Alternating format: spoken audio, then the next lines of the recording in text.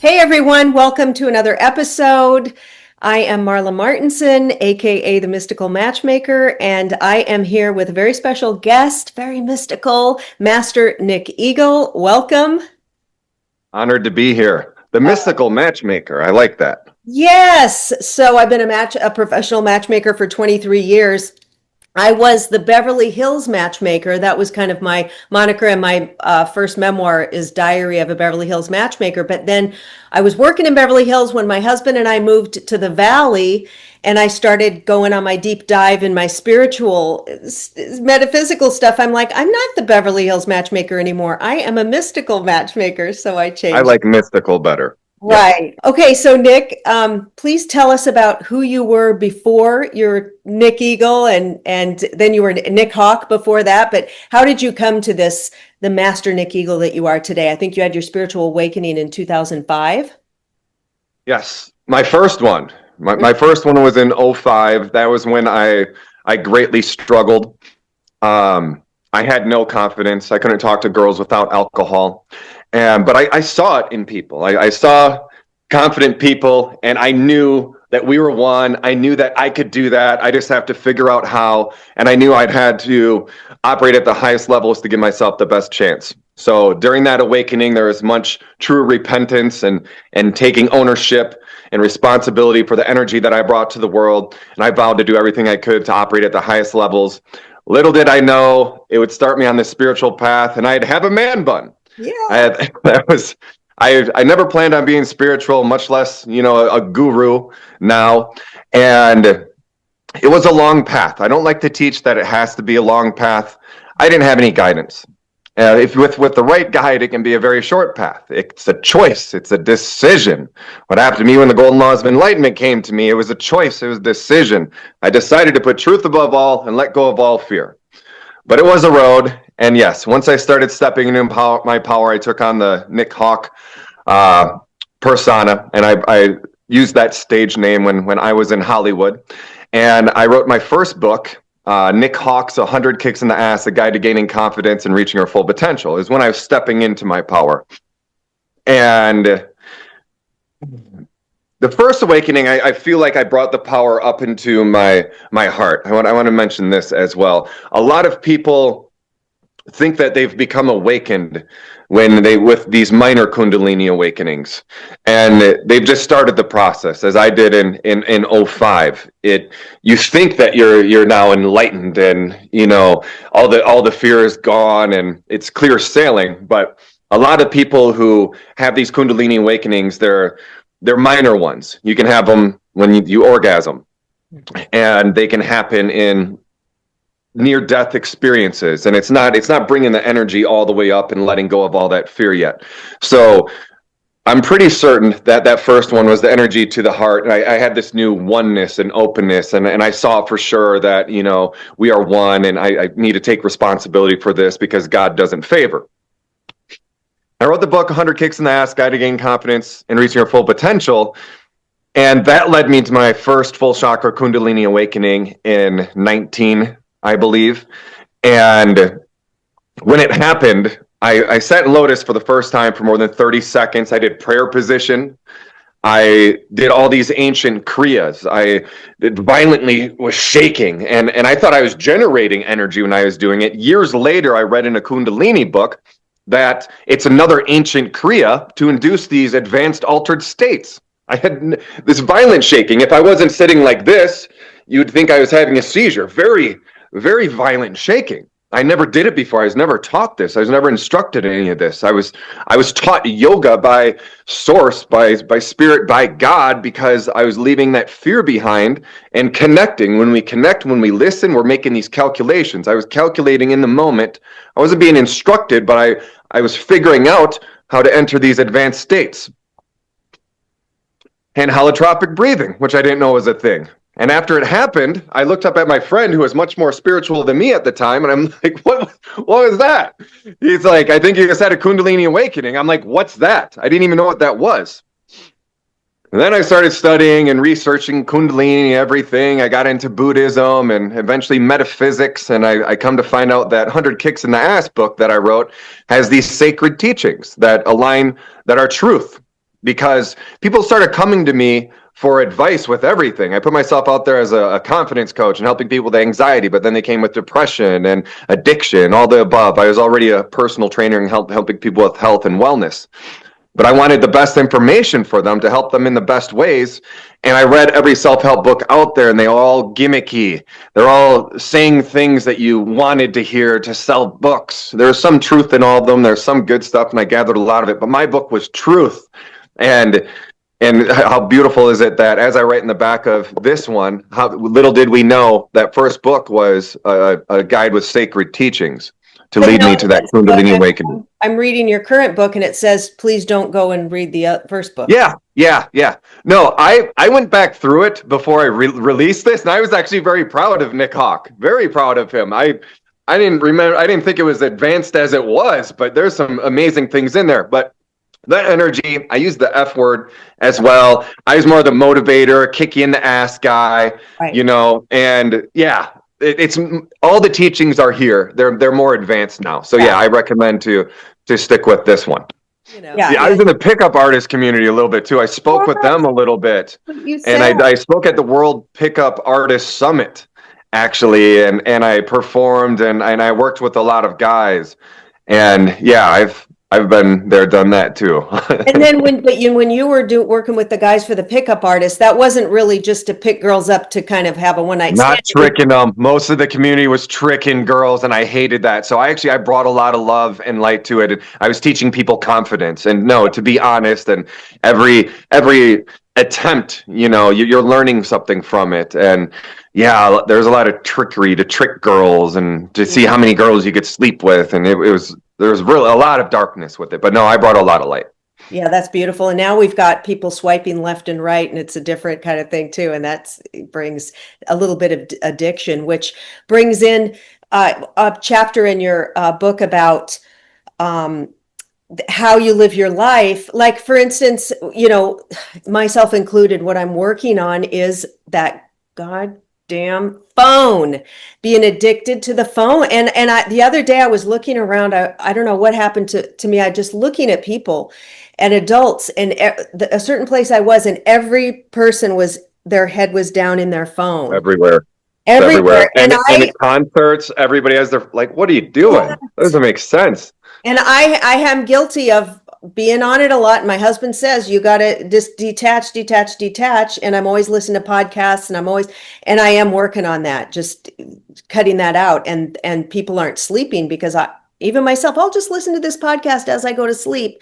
And then I have all this stuff going on. So I'm so glad. I don't know, something was a wake up call reading your book to really detach from it. Well, I sense that you're a very effortful person, and you're a seeker. You want this knowledge. You want to help people the best way you can, as and as I did too. And I was reading all those books, but I'm like, I'm not learning. I'm not finding true knowledge. And that is definitely found within. So when the Golden Laws of Enlightenment came to me over 4 years ago now, my greatest awakening ceremony in Costa Rica, I wanted to get this information to everybody immediately. And I wrote the book, and I was going to release it, and I decided to hold on to it. I'm really glad I did, because I spent the last 4 years building my awakening sanctuary here in Sedona and polishing my teachings and putting this book together. And I worked like almost every day outside for 4 years, some 16-hour days. When I was doing my temple, I was doing 16-hour days every day for a month. I felt like Noah building the ark. I had someone bringing in 8-foot boulders to put around this 50-foot circle, and I had to put them in perfectly with an excavator. And not one time during the whole 4 years did I have earbuds in and listen to music. You just allowed to be in the moment in the nature, right? Yeah, I was still processing and digesting. Now that the fear was gone, I put truth above all. The answers came, all of them, to help leave us all from suffering. But they need to be communicated in the best way. When they first came, I was very, no darkness at all. Nobody lies to me about anything. And I saw through all the pretending and people pretending they're broken and not capable and putting on this show, and they're just lacking effort. And I didn't have the right energy going to it. I lost a lot of my following too, because I was attacking darkness. And And now, 4 years later, the quote on the back of my book and my website is, I do not welcome darkness, but I welcome you with open arms if you want to leave it behind. If you want me to help you leave it behind. So I'm glad that I polished them up, because I was the warrior, Brazilian Jiu-Jitsu black belt, world champion. I competed my whole life. I was that warrior. And then, this happens to me. I'm still that warrior, but I gotta figure out the best approach. In those 4 years I did that. The more you do it, the more you understand it. That's what we need more than anything. And when you do it, you don't do it when you're in a low vibrational or tired state. That's the biggest thing too. I just released a blog that says why it's hard for you to meditate, or why you think it's boring, as I did before the Kundalini awakening. I would meditate and nothing would happen. I thought it was a show. I liked that. I liked the spiritual world and yogis, and I got good vibes from them. I didn't believe them though, because every time I meditated, I would never get anything. I wouldn't get anything from sitting with my thoughts, because I was doing it in a low vibrational state. I was eating too much food, over working out, overstimulating, attempting to meditate at the end of the day instead of, a lot of people, I recommend people meditate on Sundays. They have a work week, they have a Saturday of resting and healing, and then Sunday, after you're charged from that day off, is the best time to meditate and to do a hike and climb a mountain, get out in nature too. That's the best time to do it. That's when the answers come. So when you do it in the appropriate states, then you understand the benefits. Then you're going to do it a lot more. You understand the peace and the power that comes from doing so. Yeah, and I read about you putting a wet sheet on and 15-degree or below wet. Tell us about this now. When was this? Yeah. And what happens? That's when the spirits anointed me as a master. That's when that came. That was this last winter. From being in ceremonies, really, that get really cold at night and everybody's bundled up in blankets and snuggling, and my shirt's off, and I just had one of my Kundalini awakenings. I'm making my spinning Merkaba light vessel and controlling my body heat. I knew that I could do that. I haven't seen too many videos, but I read about monks in the Himalayas doing this, and I knew that I could from the experience in ceremonies, but I never attempted it. And I went live on social media. I posted it the day before saying, I'm doing this. I'm going out in freezing temperatures and I'm drying a wet sheet. It's happening. And I made it happen. I took an assistant with me. It was colder than expected. It was 16 degrees, and I didn't anticipate my nasal cavity freezing, because to induce these states, I need to breathe. Mm-hmm. My breathing practice, it's not quite holotropic breathing, but it's similar to help induce these states, or to really go deep. And yeah, I wrapped a wet sheet for more than 30 minutes, and it didn't faze me. At the end of it, I took it off. I wasn't even shaking. My hands got a little cold. If I did again, I might wear some mittens. Mm-hmm. But if my nasal cavity wasn't freezing, I think I could have controlled it better too. But it was most definitely a success. My ears weren't even cold. It was beautiful. And at the end of it, and I talk about in depth everything that happens. It's 2 15-minute videos. And at my website, nickeaglemystic.com, there's a Kundalini page where you can watch this video and read more about Kundalini as well. I highly recommend watching them. At the end of them, I was just fully charged in this state where I can touch you and align with all the cells in your body and induce these awakenings in you, as I did my friend during my first one.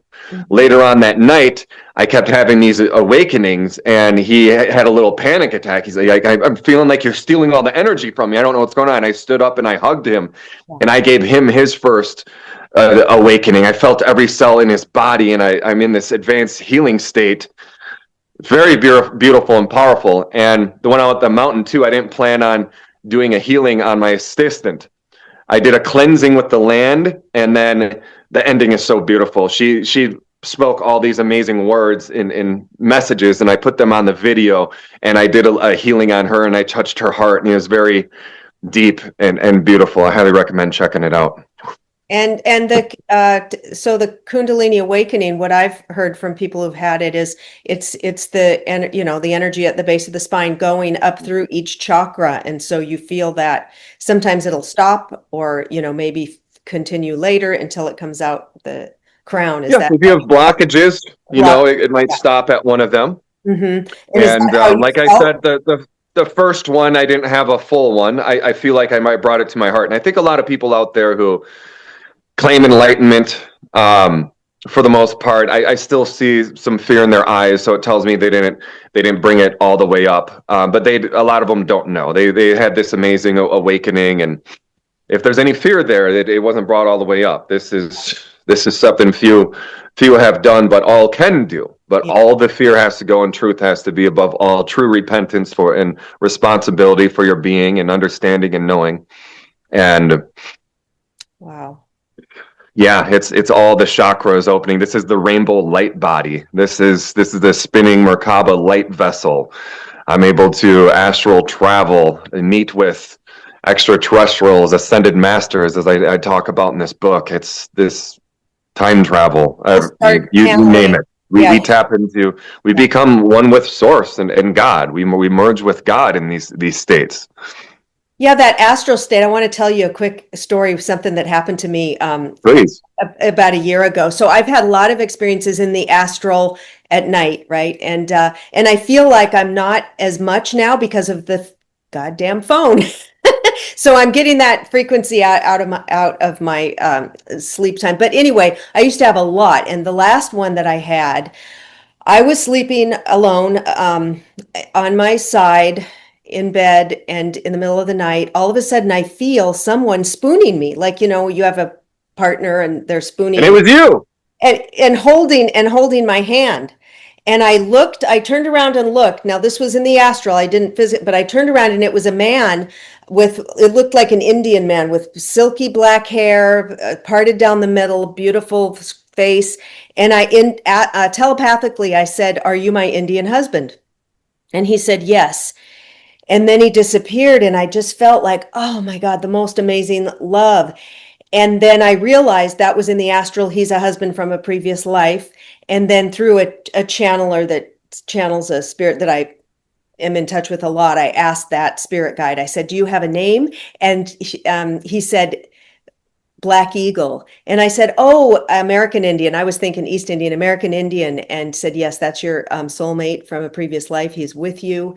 And you guys were married in the Indian tribe, Sioux Indian tribe." But isn't that amazing? And it's those experiences that, it's not a dream, because you feel it, and then you wake up and you're like, oh my God, it was a one-off thing. It wasn't I've had some beautiful, I've met some beautiful beings. It's been a little while, actually. But I used to meet many beautiful beings and just feel this so much love. I love, traveling and meeting people in the other realms. I do teach, though, that, we do not have souls. We have one soul, and we've all lived every life. I'm actually, the synchronicity with this, I was writing a video on, people who claim to be old souls. We're all old souls if we tap into it. So, and we all lived that life. We were all married to him.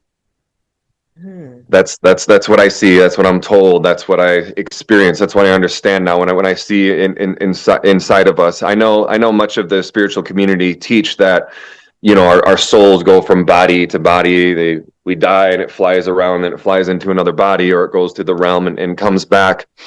I don't see that. I don't pick up on that at all. I see. So if we become an ascended master, which very few people have ever done that, then, we are part of God. We can do anything, but all of us can tap into all of those lives as well. We got to remember that, because the problem I have with that too is people in the spiritual community suggesting that they've had all these past lives.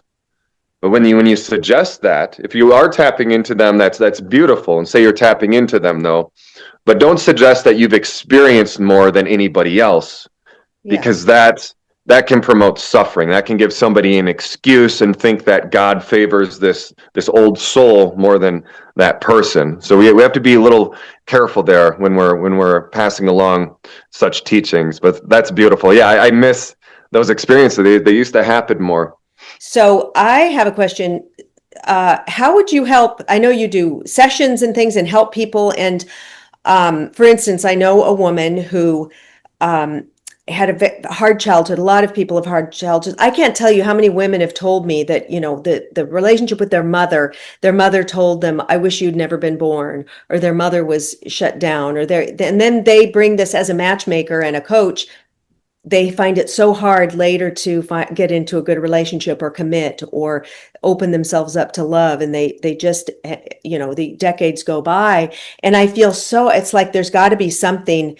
I just have a feeling like you have something profound to say to these women, because I talk to so many women. And yeah. Well, number one, I greatly struggled as a child. My parents were very young when they had me, teenagers. And that's why I had no confidence up into that awakening. And I struggled greatly. I was in a constant state of panic. I had to wear special shirts in high school that didn't show my sweat. I was constantly sweating. Yeah, that bad. That bad. Terrified to raise my hand in class. Didn't talk to girls.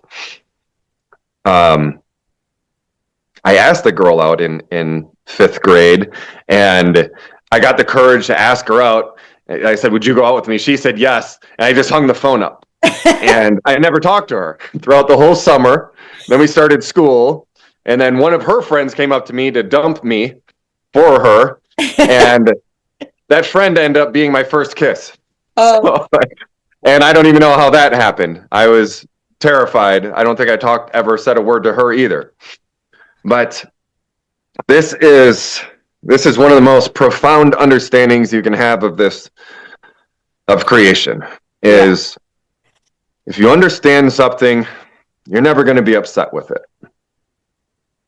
If you understand your parents, if you understand that people aren't malicious, even our worst people who pretend and say are rapists and murderers, who pretend that they get satisfaction from hurting people. I see through it. They're our most lost. They're our most foolish people. I watch these interviews and they sit there and lie and say that killing somebody or harming them brings them pleasure. It doesn't on any level.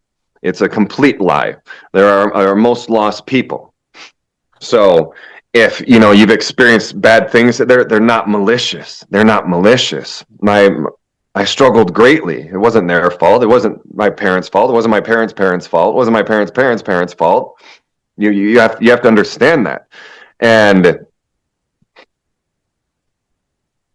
even with understanding, you're not angry with anything either.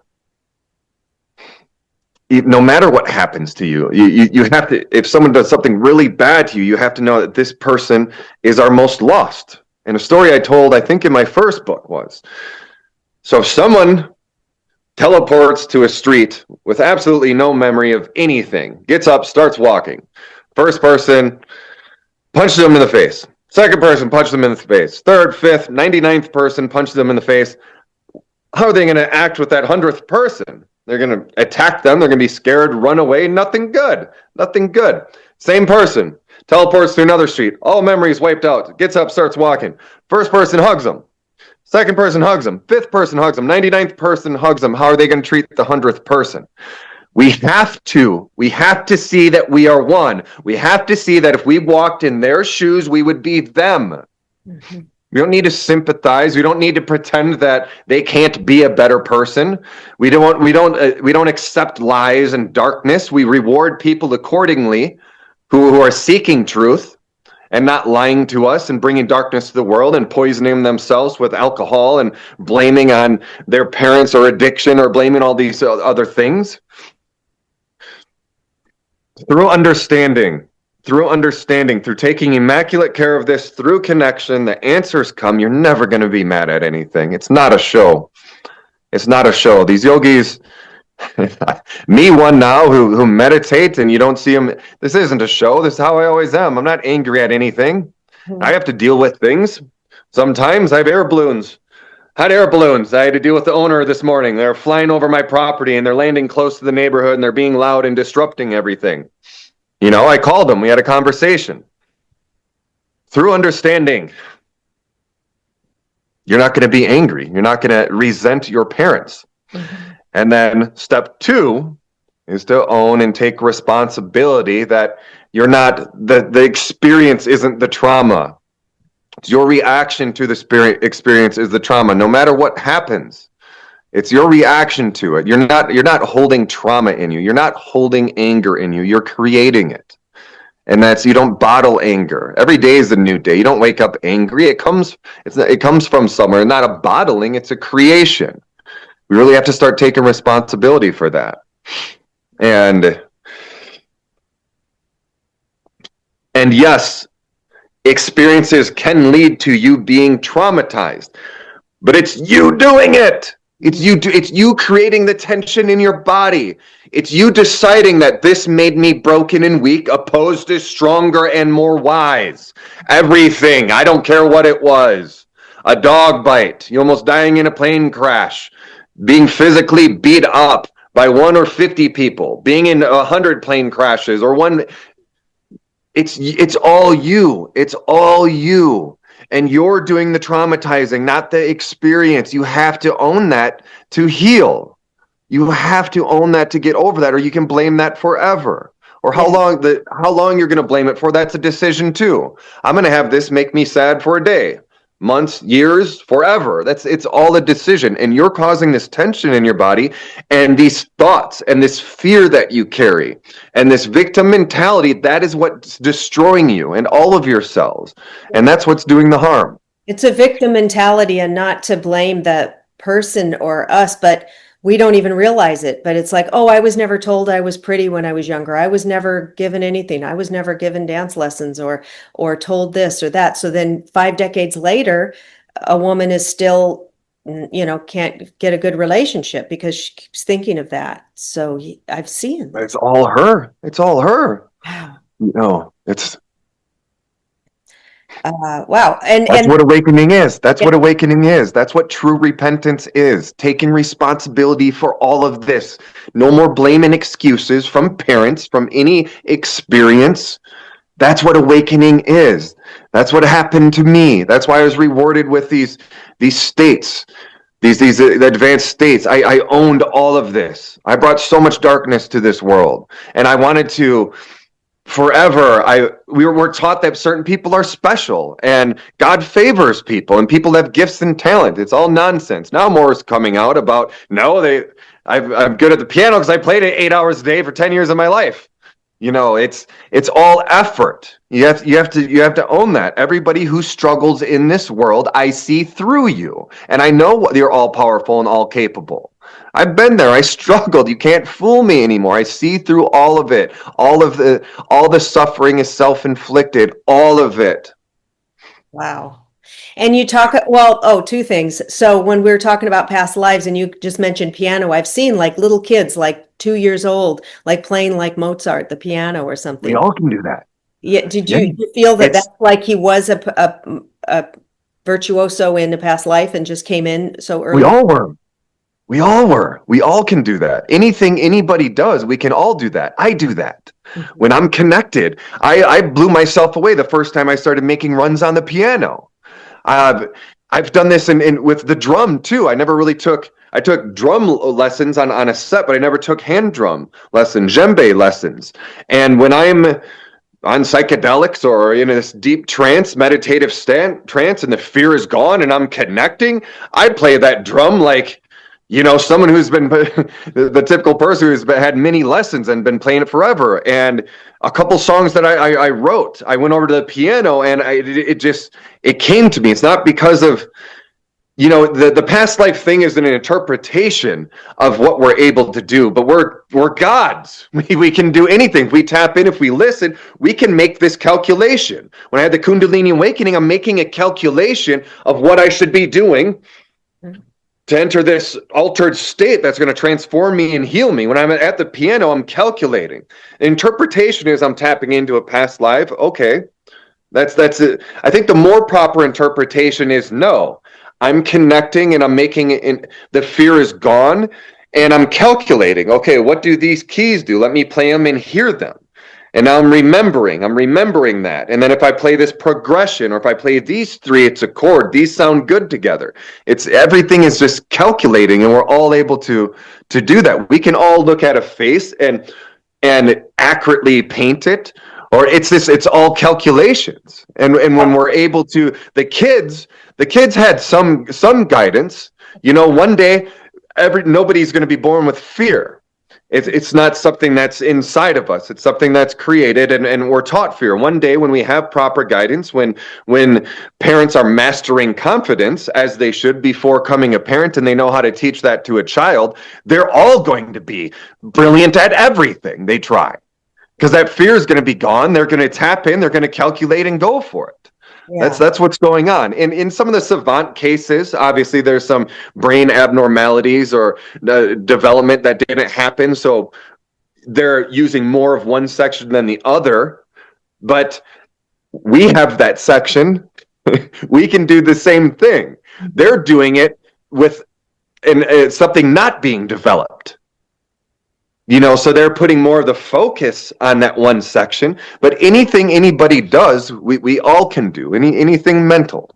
Wow. And you mentioned plant medicine. I've done 12 one-to-ones with my shaman of psilocybin journeys over a 5-year period. And then I did one group and one alone. And I didn't like the group or alone. I liked just the one-on-one with him. And what the group can be dark. If the shaman's not doing it right, a lot of shamans welcome darkness, and it's just a comforting and conjuring of darkness ceremony. I have to leave most ayahuasca ceremonies early. When people come to me, I've been doing psychedelics, working with them for 25 years, working them with clients for over 10 now, and I work with Wachuma and Combo. Also, I'm releasing the Combo. What's the Wachuma? Wachuma is the San Pedro cactus. Okay. Yeah, another psychedelic in the same category as mushrooms and ayahuasca. All have different effects. The Wachuma is more in the heart. It's a longer ceremony. It's a trekking ceremony. I like to take people back to the mountain when I do that and go on spirit quests. And my students, after I graduate them, they are going to have to come here for a silent diet and ceremonies and a spirit quest with me and to the top of Bear Mountain. But yes, it's all preparation. When people come to me, I start with a guide that I wrote to get your head in the game, and it's taking responsibility. It's, again, anybody who comes to me, you have to be seeking truth. Mm-hmm. You have to be seeking truth, and you have to want to leave that fear behind. And then that's it. Those are requirements of mine to work with me at all, to come here. You have to be doing those two things. Now, what happens in the ceremonies, why people might not have a good time, is because these are enlightening tools that connect you and put you face to face with God. Mm-hmm. And it's more challenging to run away when you're in this state. But then it's your choice. That's what you're doing in these states. You're choosing. Am I taking responsibility? Am I seeking truth? Do I want that fear gone? Am I ready to face God? Fortunately, in all of my awakenings, even the one in 2005, when that was the first time me coming face to face, I owned it. I was so sick.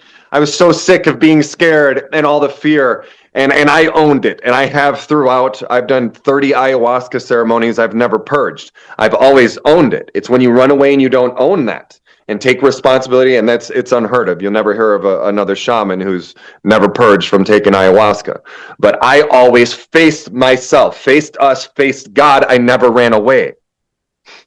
And that's what you have to do in these situations and own. So you need this proper preparation. You need to be taught what you are. You need to be taught that it's all your creation. So you can own that. And the blame and excuses goes. If I'm in a ceremony and someone has a cry, it's not the end of the world. I'm not mad at them for, choosing some fear and not taking full responsibility for something. I'm not mad at them, but with proper preparation, I want them to know that is still your creation. If you're choosing that, you're choosing it for a reason, but it didn't just come up. It didn't hit you. It's not an external force. It is you, and you do have to own that. Even if it's grieving as well. Grieving is the best decision. It's a decision. It's a choice. I lose a lot of followers talking about grieving, but I teach people their power. That grieving is a choice as well. Let's talk a little bit about that, because at my age, I'm 63 now, and my mother passed 2 years ago. And see, I can cry at the drop of the hat. My dad used to say, all you have to do is look at Marla and she'll start crying. So that's how powerful we are. Yeah. You're demonstrating how powerful we are. We can cry whenever we want. And so this, I'd love your take on this for people who are like this. So in 2021, my husband and I, after 20 years, we separated. and we have reconciled now. We've healed a lot of stuff. We're back together. But so that was so traumatic for me. And then my mom got sick and she died. So at the time I said to myself, what do you need? What do you need? Because I couldn't stop crying for like a year. I was like, I don't know what's going to happen to me. I can't stop crying. So I heard hot yoga. So I started doing hot yoga, and very challenging. You're dripping wet. You're in 108 degrees and you're doing this. And I would be in the back of the room on my mat, just sobbing for about a year and a half. I'd constantly, last night at hot yoga, I was crying. And I thought, well, now this is, I love your take, because what I thought this is, all the pain, frustration, trauma is stuck in my organs, in me, and then I'm getting it out. I needed to cry for 2 years. Darkness. Whispers of darkness. Yeah, who wants you to pretend that you're not all powerful and all capable and you're broken and traumatized. And no. It's not you wouldn't say it's a purging of all this trapped emotions and stuff? No, purgings can be beautiful. It's not trapped. It's your continued creation. Okay. Is a better way to look at it. And you're continued, and these continual creations create this tension and these blockages in our chakras. And for sure, so there's two different ways to purge and to cry. And there's a beautiful way. There's the boo-hoo, poor me, mommy and daddy are mean to me, God hates me. Those are tears of darkness. You should never do those. You should never conjure that darkness. But there are some beautiful tears too, tears of ecstasy. Those are tears of understanding. And again, it goes along with owning and taking repentance and understanding that more than anything, I need to respect this passing more. And my mom wouldn't want that, or whoever died, they wouldn't want that. They wouldn't want me to decide to feel bad about this. And it's going to hurt you, because one of the biggest golden laws is you need to have the highest gratitude and appreciation for all of creation. Mm. You have to know that everything that happens, everything that can happen, is what makes the beautiful things happen too. So when you put a little more, I don't like the word trust and faith in God. Knowing, we seek knowing. We don't seek trust and faith. That's for Christians who gave up and they pretend that Jesus is the only one who can be worthy, and they have to sin. So the trust and faith is for them. If you want to take true responsibility for this, we seek knowing, and we must know that these things are part of what makes everything beautiful. Mm. It has to be a choice. They have to be options. If they weren't, this would mean nothing. It wouldn't be this experience. Yeah. Yeah. You have to know that. Yeah, and I still cry pretty much every day because I miss her so much. It's like I have to spend the rest of my life without, we used to talk every day and, all that. So it's a shift of, it's just, gosh, it's gone. Well, nothing lasts, ever, right here. Well, it can. It can. Yeah. I'm done aging. Yeah, you're done aging. We can do another podcast about that, but my Enlightenment Protocol. But there's a choice there. There's a choice there. Obviously, life would be better with her. Mm-hmm. But you can't be.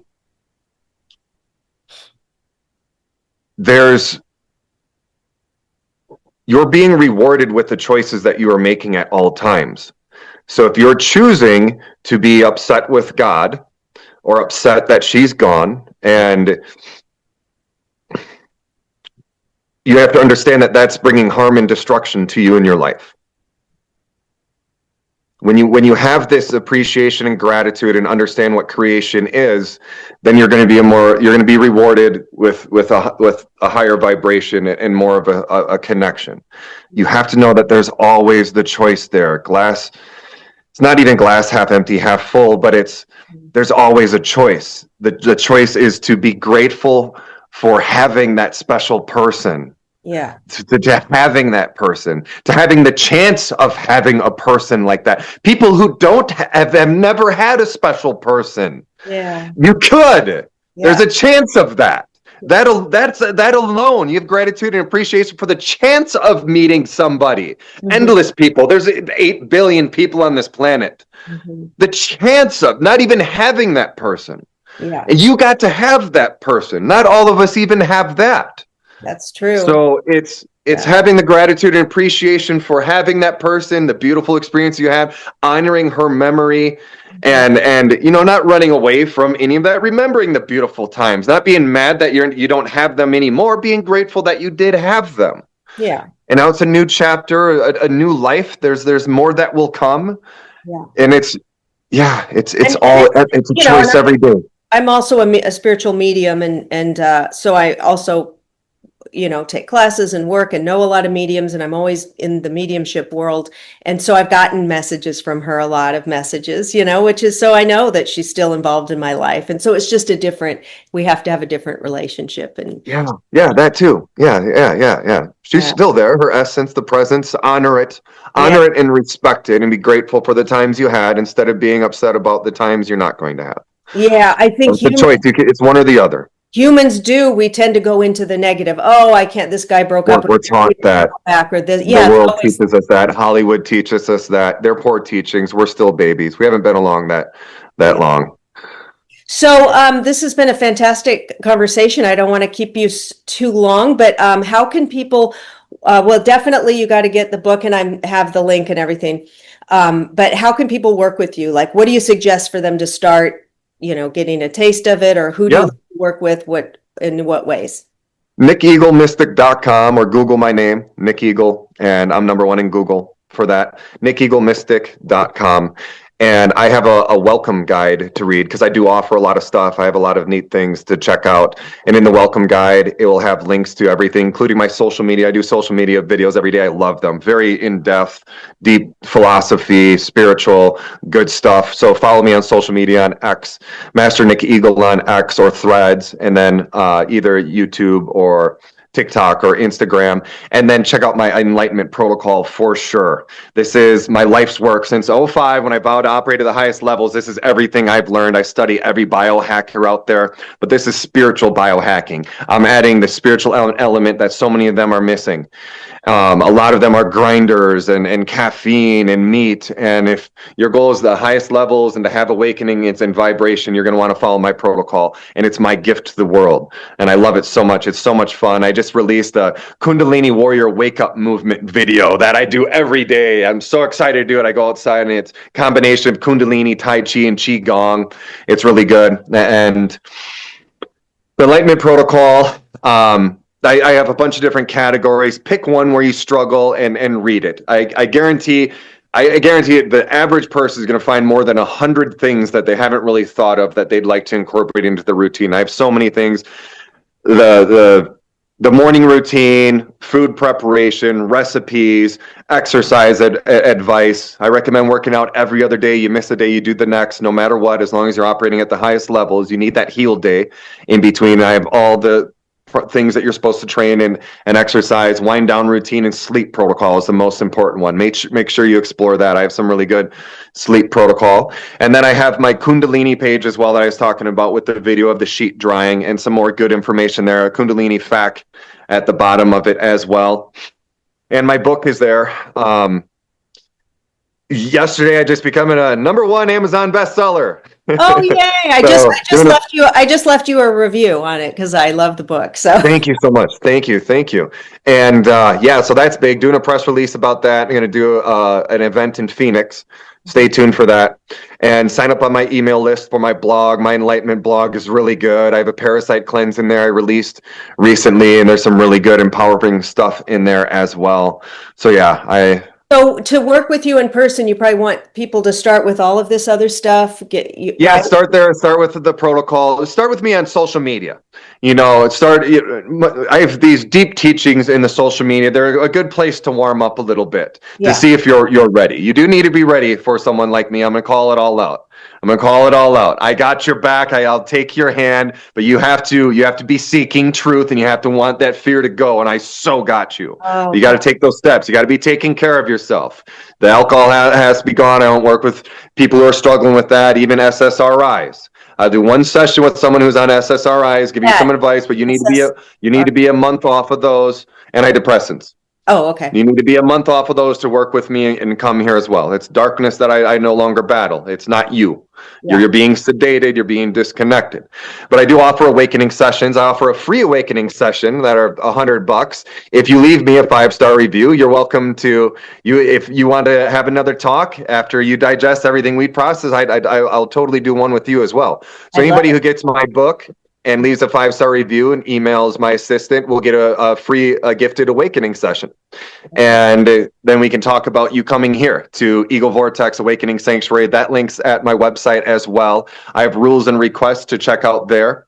I ask that no chaos be coming here and you're following my Enlightenment Protocol. But I have I have some of the most sacred land in all of Sedona. It's the most paranormal area. My guest home is called the UF home, and there's a giant deck on the roof so you can stargaze, and I do CE5 meditations and talk to them guys.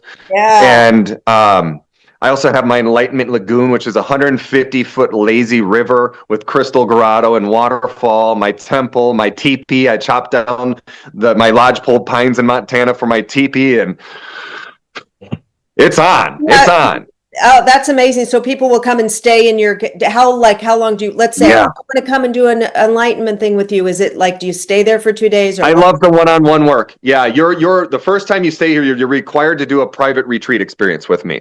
And I have 3 different options, the bare minimum, a wake up and enlighten package.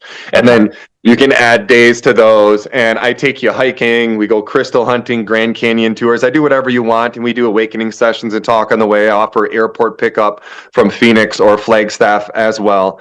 And I just released all this. It's such exciting times. About a month ago, my book came out in this place. I started accepting guests, and I've had 2 private retreats in the last month. Oh, I talk about one of them online if you want to hear about it. It's such amazing. She had her first Kundalini awakening. And then this last guest, I am offering combo ceremonies now. And I did myself, and I watched, and I let her watch, and I did her after me. And this combo is a wonderful medicine. I'm releasing this video like tomorrow, soon, in the next couple of days. Frog medicine, toad? Yep. And then secretions of the giant monkey tree frog. Yes, and you burn little holes on your skin, and you put the secretions that comes from the Amazon jungle on these. And they have these bioactive peptides, and I do a whole warrior ceremony with frappe, which is tobacco that I shoot up your nose, and sananga eye drops as well that helps your vision. The tribes people would do it before they'd hunt at night, and it's a spiritual cleansing. It purifies the blood, but also the soul. It's very spiritual. You need a shaman to perform such a ceremony with you. But my client did that, and we did Wachuma the next day, and oh my God. So good. So good. I'm so excited. I know what I'm doing. I'm glad I'm this person too. I want people to come to me, especially with the plant medicines, because there's so many beautiful shaman out there who play beautiful music, but comfort darkness. And just about every gathering I've gone to, it's this comforting of darkness and not teaching people their power, because you start telling people to take responsibility, you're going to lose clients. And and very few people, I've yet to meet one who really does that. So I want people to come to me if you're ready. If that's what you want. If you want your darkness comforted, you go somewhere else. Yeah, so so it probably help people getting out there and in business and in being just more confident in life, because a lot of us just in every way. Right? In every way. In every way. Yeah. In every way. And this confidence too, we have to become confident. My master's thesis, I set out to prove that confidence was important in the spiritual journey. And I ended up titling it Mastering Confidence is the Beginning of It. And it is, and that's what I teach now, mastering it, not becoming a little confident. You're not connecting when you're a little confident. When you master confidence, when you learn what you are and that fear is gone, that's when the spiritual journey starts. That is the goal. And yes, we all need to seek confidence. It's not anything that anybody is born with. It is skill. Focusing is skills. Confidence is skills. Coordination is skills. It's all skills. And the more effort you put in, the better you are going to be at these. You're kind of like the Tony Robbins of shamanism or something, in a way, it's like you're very proud. I love Tony Robbins. Right. I'll take that. Yes. Yes. I mean that, Yeah, I've combined everything. I'm shamanistic. Yes. I'm writing a song called that. Shamanistic. Yeah, I combine shamanism and mysticism and all the practices. I study everything out there and combined all of them. I want the best tools. And you're coming to me, I'm going to give you the best possible information I can. And learning that it came from in here, that's what pushed me more than anything. I didn't care so much about myself at the time, but I cared more about others and wanting to give them the best information. But obviously, when I'm uncovering this information, I'm applying it to my own life as well. Yeah. And here I am with the man bun. I love the man bun. I like it. I mean, some Me people too. criticize the man bun. I think it's sexy. Oh, up there on the chakra. No, it's good for your energy as well, and channeling. And you take it in during the day and you let it down at night. Yeah. Well, I Yeah, think everything I that do. one was like Vikings used to wear that, or do you know? It's an old, powerful, Well, right? you're going to pay me to cut my hair anymore. Any of it. No, This is we have our power in our hair, right? it's attached to us, our nervous system. Yeah. God gave us this for a reason. Yeah, I can't stand it. I used to trim even my mustache, and I hated myself when I this felt dirty and like I'm sinning and I'm doing something. I'm disobeying. I'm disrespecting. I didn't. Every time I stopped. I will never touch my hair again. Yeah, and it says it takes years. You cut your hair, it could take 3 years to gain your power back. Wow. How long is it now? Your hair? How long is it? Okay, down to there. Yeah. Hereish. Yeah. Um. Well, Yeah. our next A little thin because I was doing jujitsu and I got half of it ripped out, and then I was welding and it was falling on my head, and I work and I rip it out all the time. But taking better care of it now. The next time I have you on, we can talk about your health protocol and the UFO stuff. I would love to do that. Sure. Sure. Yeah, I'm big into that. I offer guided CE5 meditations here, and I've seen some of the best craft that have been than anything you've seen in any other videos. Mhm. And a client who stayed here before I opened, I left a couple regulars stay here before that. We did a ceremony in my temple, and being joined us in the temple, and joined her later on that night too. So I have some beautiful stories about all of the and extraterrestrial stuff for you guys watching who don't know what CE5, it's Close Encounters of the Fifth. of the fifth kind. Yeah. All right. All right. No face-to-face contact yet, but it's coming soon. All right. Thanks. And thanks, everybody. Leave a comment below and let us know what you're working on. Have you done any of this plant medicine? Have you seen any UFOs? Are you confident? Do you have fear? Let us know in the comments. And thanks so much. And until next time.